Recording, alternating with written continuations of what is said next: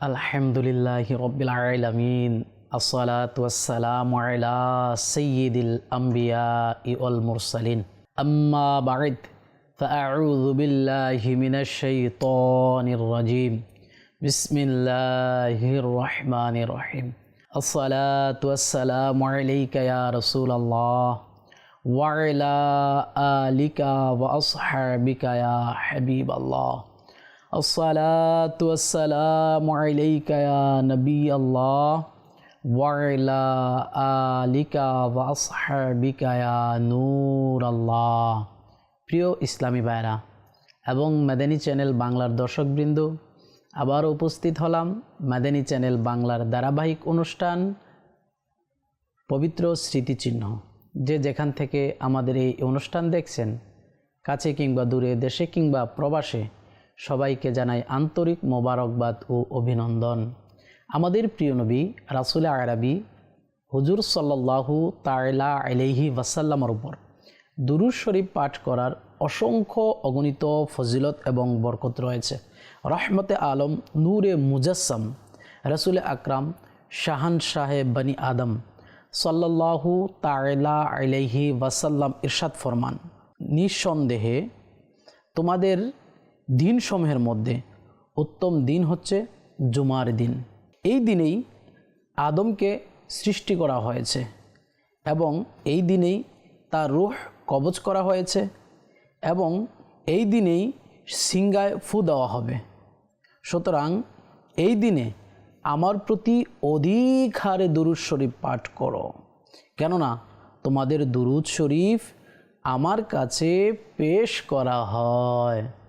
সুবহানাল্লাহ সুবহানাল্লাহ। প্রিয় ইসলামী ভাইরা এবং মাদানী চ্যানেল বাংলার দর্শকবৃন্দ, নিশ্চয়ই দিনসমূহের মধ্যে উত্তম দিন হচ্ছে জুমার দিন। যে জুমার দিনে আমাদের আদি পিতা আদম আলাইহিস সালাতু ওয়াস সালামকে আল্লাহ তাআলা সৃষ্টি করেছিলেন। এই জুমার দিনেই আল্লাহ তাআলা আদম আলাইহিস সালাতু ওয়াস সালামকে আল্লাহ তাআলা রূহ কবজ করেছিলেন, আর এই দিনেই সিংগায় ফু দেওয়া হবে। তাই রাসূল সাল্লাল্লাহু আলাইহি ওয়াসাল্লাম ইরশাদ করেছেন যে জুমার দিনে আমার উপর অধিক হারে দুরূদ শরীফ পাঠ করো।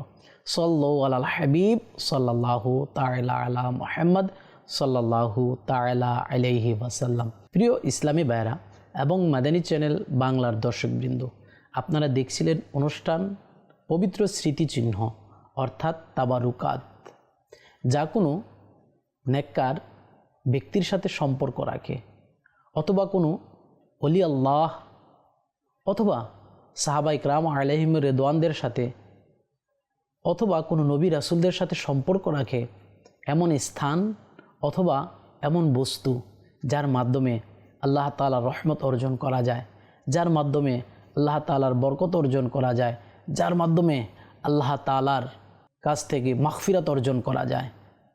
আপনারা পূর্বের পর্বতে শুনেছেন মক্কা নগরীর কথা। আজকে আমরা এই পর্বে শুনব মক্কা নগরীর এমন কিছু মসজিদ যা রাসূল সাল্লাল্লাহু আলাইহি ওয়াসাল্লামের এবং সাহাবীদের সাথে সম্পর্ক রয়েছে। জি হ্যাঁ, আসুন আমরা শ্রবণ করি। মক্কা শহরের মধ্যে এমন একটা মসজিদ রয়েছে যেটাকে মসজিদে হারাম বলা হয়। যে মসজিদের মধ্যে কাবা শরীফ রয়েছে। কাবা শরীফ সম্পর্কে আপনারা পূর্বের পর্বগুলোতে শুনেছেন। মসজিদে হারাম সম্পর্কে মহান আল্লাহ তাআলা পবিত্র কোরআনুল কারীমের মধ্যে ইরশাদ ফরমান, তরজমায় কানজুল ইমান, পবিত্রতা তারই জন্য যিনি আপন বান্দাকে রাতারাতি নিয়ে গেছেন মসজিদে হারাম থেকে মসজিদে আকসা পর্যন্ত। সুবহানাল্লাহ সুবহানাল্লাহ। মসজিদে হারাম এমন একটি মসজিদ যেখানে ৭০ জন আম্বিয়া অর্থাৎ নবী রাসূলের মাজার শরীফ রয়েছে। সুবহানাল্লাহ সুবহানাল্লাহ। প্রিয় ইসলামী ভাইরা এবং মাদানী চ্যানেলের দর্শকবৃন্দ, মক্কা শহরের মধ্যে আরও একটি মসজিদ রয়েছে, যেই মসজিদকে মসজিদে জিন বলা হয়। এই মসজিদটি জান্নাতুল মুআল্লার নিকটে অবস্থিত। প্রিয় নবী রাসূল আরবি সাল্লাল্লাহু আলাইহি ওয়াসাল্লামের কাছ থেকে ফজরের নামাজের সময় কোরআনে পাকের তেলাওয়াত শুনে একটি জিন মুসলমান হয়, ইসলাম ধর্ম গ্রহণ করে, যার কারণে পরবর্তীতে এই মসজিদটির নাম মসজিদে জিন হয়ে গিয়েছে। সুবহানাল্লাহ। রাসূল সাল্লাল্লাহু আলাইহি ওয়াসাল্লামের সুমধুর তেলাওয়াত শুনে এই মসজিদের মধ্যে একটি জিন মুসলমান হয়েছে, ইসলাম ধর্ম গ্রহণ করেছে, যার কারণে পরবর্তীতে এই মসজিদটির নাম মসজিদে জিন হয়ে গিয়েছে।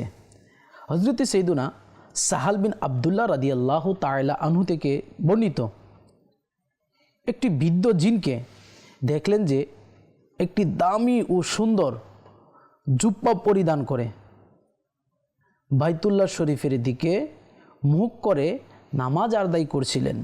সে সালাম ফিরানোর পর তিনি তাকে সালাম করলেন। সালামের উত্তর দিল এবং বলল, আপনি কি এই জুব্বার কারণে আশ্চর্য হচ্ছেন? এই জুব্বাটি 700 বছর ধরে আমার নিকট রয়েছে। আমি এই জুব্বা পরিধান করে হযরত সাইয়্যিদুনা ঈসা রুহুল্লাহ আলা নবীনা ওয়া আলাইহিস সালাতু ওয়াস সালামের জিয়ারত করেছি। এটি পরিধান করে আমি প্রিয় আকা উভয় জাহানের দাতা রাসূল সাল্লাল্লাহু আলাইহি ওয়াসাল্লামের দিদারের সৌভাগ্য অর্জন করেছি। আরও শুনুন, আমি সেসব জিনদের একজন যাদের ব্যাপারে সূরা জিন অবতীর্ণ হয়েছে। সুবহানাল্লাহ, সুবহানাল্লাহ। প্রিয় ইসলামী ভাইরা, কত সুন্দর ঘটনা। একটা জিন, মুসলমান জিন, যিনি দুইজন নবীর দিদারের কথা বলেছেন। হযরত সাইয়্যিদুনা ঈসা রুহুল্লাহ আলা নবীনা ওয়া আলাইহিস সালাতু ওয়াস সালামের জিয়ারত করেছেন। পরবর্তীতে ওই জিন রাসূল সাল্লাল্লাহু আলাইহি ওয়াসাল্লামের দরবারে এসেছেন। রাসূল সাল্লাল্লাহু আলাইহি ওয়াসাল্লামের দিদার দ্বারা নিজের ভাগ্যকে উজ্জ্বল করেছেন, নিজের কিসমতকে জাগিয়েছেন। সুবহানাল্লাহ, সুবহানাল্লাহ। মক্কা শহরের মধ্যে আরেকটি মসজিদ রয়েছে, যেটাকে বলা হয় মসজিদে রাইয়া। এটা মসজিদে জিনের ডান দিকে অবস্থিত। রাইয়া আরবিতে পতাকাকে বলা হয়। এটি হলো সেই ঐতিহাসিক মসজিদ স্থান, মক্কা বিজয়ের পরকালে আমাদের প্রিয় নবী সাল্লাল্লাহু আলাইহি ওয়াসাল্লাম নিজের পতাকা শরীফটি গেড়েছিলেন। সুবহানাল্লাহ, সুবহানাল্লাহ। প্রিয় ইসলামী ভাইরা এবং মাদানী চ্যানেলের দর্শকবৃন্দ, মক্কা বিজয়ের সময় আমার আপনার নবী রাসূল আরবি সাল্লাল্লাহু তাআলা আলাইহি ওয়াসাল্লাম যে স্থানে পতাকা গেড়েছিলেন, সেই স্থানটাকে বলা হয় রায়া। ওই স্থানে মসজিদ নির্মাণ হওয়ার কারণে ওই মসজিদের নাম হয়ে গিয়েছে মসজিদে রাইয়া। প্রিয় ইসলামী ভাইরা, দেখুন, মক্কা বিজয়কালে, মক্কা বিজয় হওয়ার কারণে, মুসলমানদের কাছে মক্কা ফিরে আসার কারণে, সুবহানাল্লাহ, সুবহানাল্লাহ, আমার আপনার নবী রাসূল আরবি সাল্লাল্লাহু আলাইহি ওয়াসাল্লাম মক্কার মতো নেয়ামতকে ফিরে পাওয়ার কারণে, মক্কার মতো নেয়ামতকে মুসলমানরা ফিরে পাওয়ার কারণে রাসূল সাল্লাল্লাহু আলাইহি ওয়াসাল্লাম খুশি হলেন, আন্দোলিত হলেন, সাথে সাথে পতাকাও গেড়েছেন। সুবহানাল্লাহ, সুবহানাল্লাহ। আর যিনি মক্কা থেকেও দামি, যিনি মদিনা থেকেও দামি, যিনি সমস্ত জাহানের রহমত, যিনি রহমাতাল লিল আলামিন, উনি যখন আসবে, দুনিয়ার মধ্যে এসেছে, যখন শুভ আগমন করেছে, ওই সময় আমরা কেনই বা পতাকা উত্তোলন করব না? সুবহানাল্লাহ, সুবহানাল্লাহ। আমরা এখানে জানতে পারলাম যে খুশিতে পতাকা উত্তোলন করা, এটা আমার রাসূল সাল্লাল্লাহু আলাইহি ওয়াসাল্লামের পদ্ধতি। খুশিতে পতাকা উত্তোলন করা রাসূল সাল্লাল্লাহু আলাইহি ওয়াসাল্লামের তরিকা। তাছাড়া হযরতে সাইয়্যিদুনা জিবরাইল আলা নবীনা ওয়া আলাইহিস সালাতু ওয়াস সালাম পতাকা নিয়ে এসেছিলেন। রাসূল সাল্লাল্লাহু আলাইহি ওয়াসাল্লাম যখন দুনিয়ায় তাশরিফ নিয়ে এসেছিলেন, তখন জিবরাইল আমিন আলাইহিস সালাতু ওয়াস সালাম পতাকা নিয়ে এসেছিলেন এবং কাবাগরের ছাদের মধ্যে পতাকা ঘিরেছিলেন। সুবহানাল্লাহ, সুবহানাল্লাহ। আমরাও যারা আশিকে রাসূল রয়েছি, আমরাও যারা রাসূলের প্রেমিক রয়েছি, রাসূল সাল্লাল্লাহু আলাইহি ওয়াসাল্লামের জন্মদিন উপলক্ষে ঈদে মিলাদুন নবীর মধ্যে পতাকা উত্তোলন করব। সুবহানাল্লাহ, সুবহানাল্লাহ। প্রিয় ইসলামী ভাইরা এবং মাদানী চ্যানেল বাংলার দর্শকবৃন্দ, মক্কা শরীফে আরও একটি মসজিদ রয়েছে, ঐতিহাসিক মসজিদ, যেই মসজিদকে বলা হয় মসজিদে রায়আনা। মক্কায় মুকাররমার থেকে তায়েফের দিকে প্রায় ২৬ কিলোমিটার দূরে এটি অবস্থিত। আপনিও যখন উমরা করার, হজ করার সৌভাগ্য অর্জন করবেন, তখন এখান থেকে উমরার এহরাম বাঁধুন। কেননা মক্কা বিজয়ের পর তায়েফ শরীফ জয় করে ফেরার পথে আমাদের প্রিয় আকা, উভয় জাহানের দাতা হুজুর সাল্লাল্লাহু তাআলা আলাইহি ওয়াসাল্লাম এখান থেকেই উমরার এহরাম পরিধান করেছিলেন। ইউসুফ বিন মাহাক রহমতুল্লাহি তাআলা আলাইহি বলেন, এই জিরানা থেকে ৩০০ জন আম্বিয়া একরাম আলাইহিমুসসালাম উমরার এহরাম বেঁধেছিলেন। সুবহানাল্লাহ, সুবহানাল্লাহ। কত উত্তম জায়গা, কত মুবারক জায়গা, সুবহানাল্লাহ। কত সুন্দর পবিত্র স্মৃতিচিহ্ন, যেখান থেকে আমাদের নবী সাল্লাল্লাহু আলাইহি ওয়াসাল্লাম এহরামের কাপড় বেঁধেছিলেন, যে স্থান থেকে ৩০০ জন নবী এহরামের কাপড় বেঁধেছিলেন। সুবহানাল্লাহ, সুবহানাল্লাহ। যেই স্থান আমার আপনার আকা সাল্লাল্লাহু আলাইহি ওয়াসাল্লাম সহ ৩০০ জন নবীর কদমকে চুম্বন করার সৌভাগ্য অর্জন করেছে, কতই না মোবারক স্থান সেটা। সুবহানাল্লাহ, সুবহানাল্লাহ। তাজদারে মদিনা হুজুরপুর নূর সাল্লাল্লাহু আলাইহি ওয়াসাল্লাম এই জিরানাতেই নিজের লাঠি মোবারক গেড়েছিলেন, যা থেকে পানির ঝর্ণা উপচে উঠেছিল। সুবহানাল্লাহ। যা থেকে পানির ঝর্ণা প্রবাহিত হয়েছিল, সেই পানি অত্যন্ত শীতল ও মিষ্টি ছিল। সুবহানাল্লাহ, সুবহানাল্লাহ। প্রসিদ্ধ রয়েছে যে এই স্থানে কূপ রয়েছে। হযরতে সাইয়্যিদুনা ইবনে আব্বাস রাদিয়াল্লাহু তাআলা আনহু বলেন, হুজুর সাল্লাল্লাহু আলাইহি ওয়াসাল্লাম তায়েফ থেকে ফেরার পথে এখানে অবস্থান করেছিলেন এবং এখানেই গনিমতের মাল বন্টন করেছিলেন। সুবহানাল্লাহ। প্রিয় নবী রাসূল আরবি সাল্লাল্লাহু তাআলা আলাইহি ওয়াসাল্লাম শাওয়াল মাসের ২৮ তারিখে এখানেই উমরা করার এহরাম বেঁধেছিলেন। এই জায়গাটির নামকরণ রয়েছে কুরাইশ বংশের একজন মহিলার নামে, যার নাম ছিল রাইয়া। সুবহানাল্লাহ, সুবহানাল্লাহ। প্রিয় ইসলামী ভাইরা এবং মাদিনী চ্যানেল বাংলার দর্শকবৃন্দ, মক্কা নগরীতে আরও একটি ঐতিহাসিক মসজিদ রয়েছে, স্থান রয়েছে, পবিত্র স্মৃতিচিহ্ন রয়েছে, যার থেকে মুসলমানগণ বরকত অর্জন করে থাকে। সেই মসজিদটির নাম হচ্ছে মসজিদে তানঈম। মসজিদুল হারাম হতে প্রায় ৭ কিলোমিটার দূরত্বে হেরেমের হুদুদের সীমানার বাইরে তানঈম নামক স্থানে এই বৃহত্তর মসজিদটি অবস্থিত। একে মসজিদে আয়েশাও বলা হয়ে থাকে। সুবহানাল্লাহ। সৌভাগ্যবান জিয়ারতকারীরা এখান থেকে উমরার এহরাম পরিধান করে থাকেন। সাধারণত এই স্থানকে ছোট উমরা বলে থাকে। মসজিদটির ঐতিহাসিক প্রেক্ষাপট প্রত্যক্ষ করুন। নবম হিজরিতে যখন আমার আপনার নবী রাসূল আরবি সাল্লাল্লাহু তাআলা আলাইহি ওয়াসাল্লাম হজ্জের জন্য তাশরিফ নিয়ে এলেন, তখন উম্মুল মুমিনিন হযরতে আয়েশা সিদ্দিকা রাদিয়াল্লাহু তাআলা আনহা তার সাথে ছিল। মহিলাদের বিশেষ দিনগুলোর কারণে তাওয়াফ আদায় করতে পারলেন না। হুজুর সাল্লাল্লাহু আলাইহি ওয়াসাল্লাম তাশরিফ নিয়ে এসে তাকে চিন্তিত দেখতে পেলেন। ইরশাদ করলেন, আয়েশা, তুমি চিন্তিত হইও না। এই অক্ষমতা আদম কন্যাদের অর্থাৎ মহিলাদের ভাগ্যেই লেখা হয়েছে। হুজুর সাল্লাল্লাহু আলাইহি ওয়াসাল্লাম তার ভাই হযরতে সাইয়্যিদুনা আব্দুর রহমান বিন আবু বকর রাদিয়াল্লাহু তাআলা আনহুকে ইরশাদ করলেন, আয়েশাকে নিয়ে যান এবং মাকামে তানঈম থেকে এহরাম বেঁধে উমরা করে দিন। সুবহানাল্লাহ, সুবহানাল্লাহ। প্রিয় ইসলামী ভাইয়েরা, দেখুন কতই মুবারক স্থান, যেখানে হযরতে আয়েশা সিদ্দিকা রাদিয়াল্লাহু তাআলা আনহা অবস্থান করেছিলেন, যেখানে আমার নবী সাল্লাল্লাহু আলাইহি ওয়াসাল্লাম নিজের সহধর্মিণী আয়েশা সিদ্দিকাকে নিয়ে অবস্থান করেছিলেন। সুবহানাল্লাহ সুবহানাল্লাহ।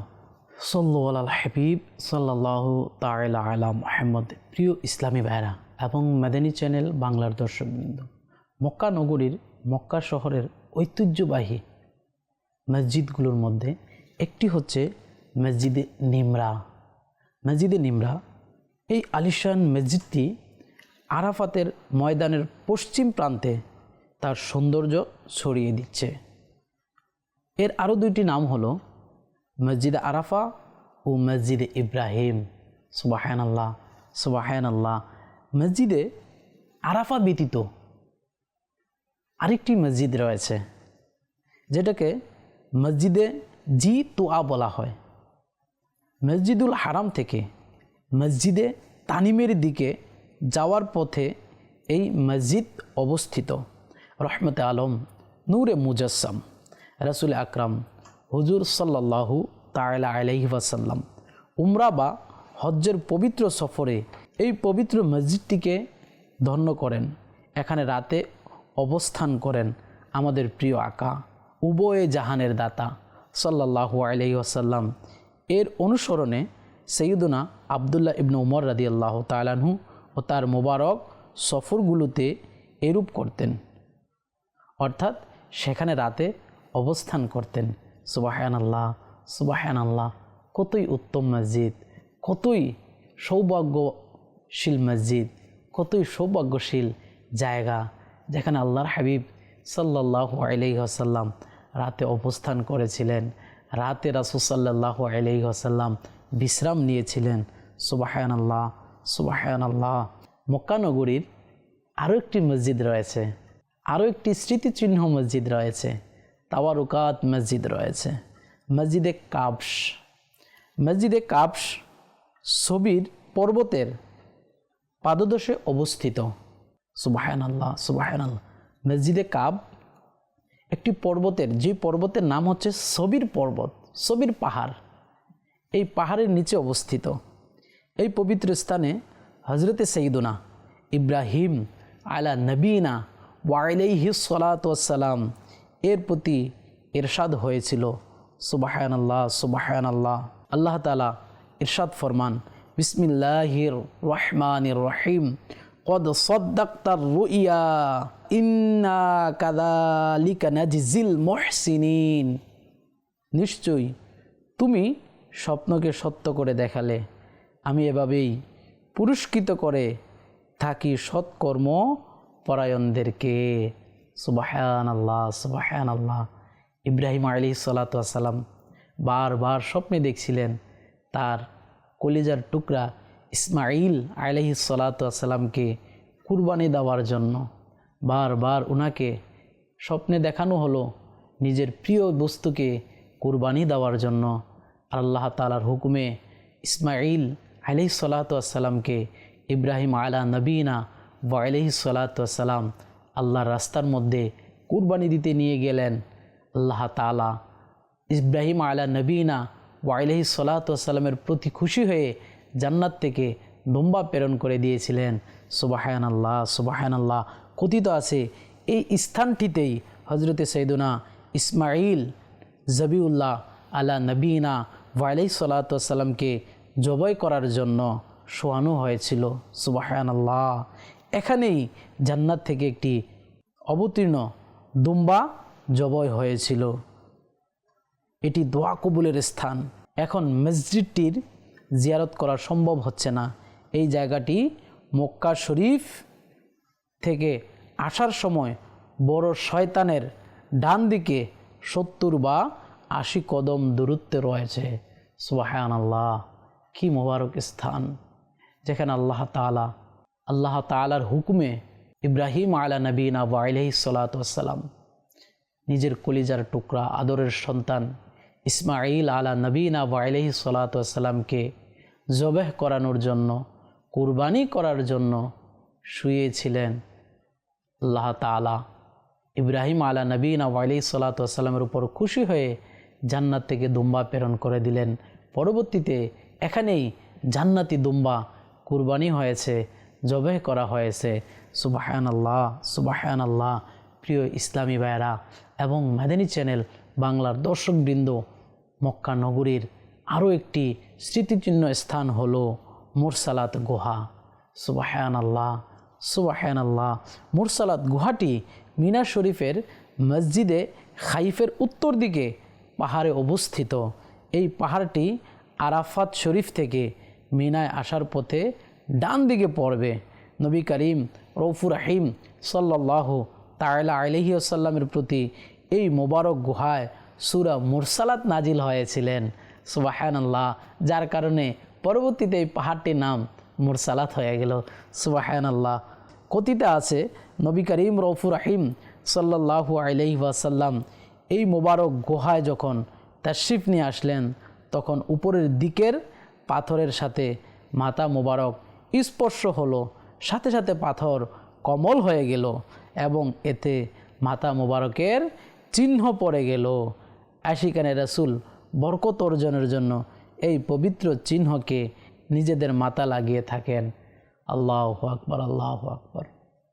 দেখুন প্রিয় ইসলামী ভাইরা, শক্ত পাথর আমার নবী সাল্লাল্লাহু আলাইহি ওয়াসাল্লামের মাথা মোবারক লাগার কারণে সাথে সাথে পাথর মোমের মতো নরম হয়ে গেল, যাতে আল্লাহর নবী সাল্লাল্লাহু আলাইহি ওয়াসাল্লাম আপন মাথা মোবারকে আঘাত না পায়, ব্যথা না পায়, শক্ত অনুভব না হয়। আল্লাহ তাআলা কত শান দিয়েছেন আমার নবীকে, আল্লাহ তাআলা কত ইজ্জত সম্মান দিয়েছেন আমাদের নবী সাল্লাল্লাহু আলাইহি ওয়াসাল্লামকে। আল্লাহু আকবার, আল্লাহু আকবার। আল্লাহ তাআলা আমাদের নবী সাল্লাল্লাহু আলাইহি ওয়াসাল্লামকে এত শান, এত মান, এত ইজ্জত, এত আবরু দান করেছে। পৃথিবীর সমস্ত মানুষ যদি সারা জীবন যদি রাসূল সাল্লাল্লাহু আলাইহি ওয়াসাল্লামের শান মান লেখে শেষ করা যাবে না। মুখের ভাষা হারিয়ে ফেলবে, রাসূলের সম্মান লেখা শেষ হবে না, নিজের কলমের কালি ফুরিয়ে যাবে। রাসূল সাল্লাল্লাহু আলাইহি ওয়াসাল্লামের শান মান বর্ণনা করে শেষ করা যাবে না। মহান আল্লাহ তাআলা রাসূলকে এতই শান মান দিয়েছেন।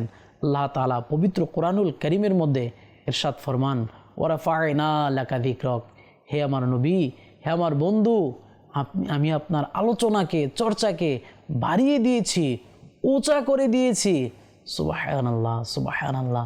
কোথায় আল্লাহর হাবিব সাল্লাল্লাহু আলাইহি ওয়াসাল্লাম, যার সম্পর্কে আল্লাহ তাআলা বলেছেন ওয়ারাফা'না লাকা যিকরাক, আর কোথায় আমাদের মতো নগণ্য আল্লাহর হাবিবের আলোচনা করাটা আমাদের জন্য সৌভাগ্যের বিষয়।